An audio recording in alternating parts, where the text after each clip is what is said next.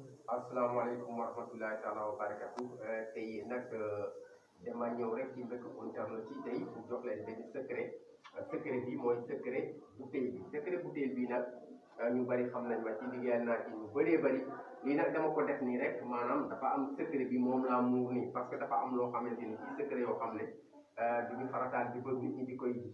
boobu ñu bët di ko ci teg waaye lii képp ku xam ku ma xam man Tafsir Basir Ndiaye nekk Thiès xam na ne ni def naa ci lu bëree bëri def naa ci ay kiraama yu bëree bëri réglé naa ci ay problème yu bëree bëri lii nag ci njëriñam mooy nit ki nga xamante ne tey da nga am tey loo ragal maanaam nit koo xam ne def la tëkku nit ki bu la tëkkee dama lay tëjlu danaa la tëjlu wala dinaa la def nangam wala dinaa la yàq kii bu fekkee ne da nga am butéel bi nga def ko ci sa nekk wallaay nit kooku bu la bàyyiwul du baax ci moom moo xam itam nit koo xam ne par exemple rek dafa jël sa alal mu daw ak moom boo amee nit koo xam ne dafa jël sa alal mu daw ak moom waaw mu dem ak sa alal ci kantanu yàlla gis nga butéel bi boo ko yoree moom ci boppam dana delloo si alal bi wala dootul am jàmm tant que delloo si ko léegi nag yow yaa ko mën a yërëm nga jël butéel bi nga tuur ko waaye boo ko deful moom du am jàmm incha allah kon nag butéel bàngoog lu wér la yaakaar naa peut-être am na nit ñoo xam ne xam nañ ma peut-être bu ñu gisee amaana mën nañ cee commenter wala itam daal ñu indi ci ay témoignage mais butéel bi daal yéeme na macha allah tubaarkalla pour rek kaaraange ak itam pour nit koo xam ne rek def na wuruj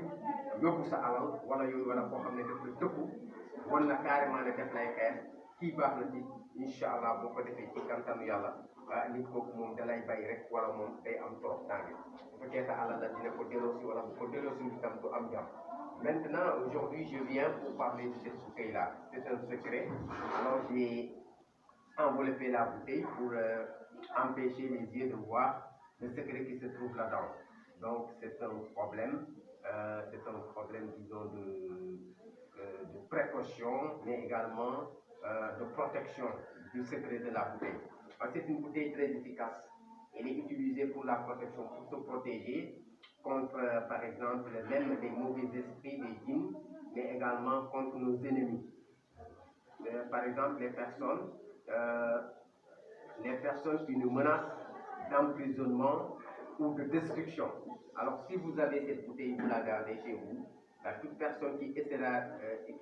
de vous nuire, Allah va le détruire, Inch'Allah. Si par exemple également une personne prend votre bien et s'enfuit avec le bien, il sera obligé de retourner vous remettre votre bien,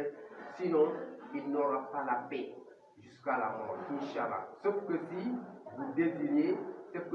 désirez vraiment de le pardonner en versant le contenu de la bouteille. Assalamu alaikum wa rahmatullahi wa barakatuh.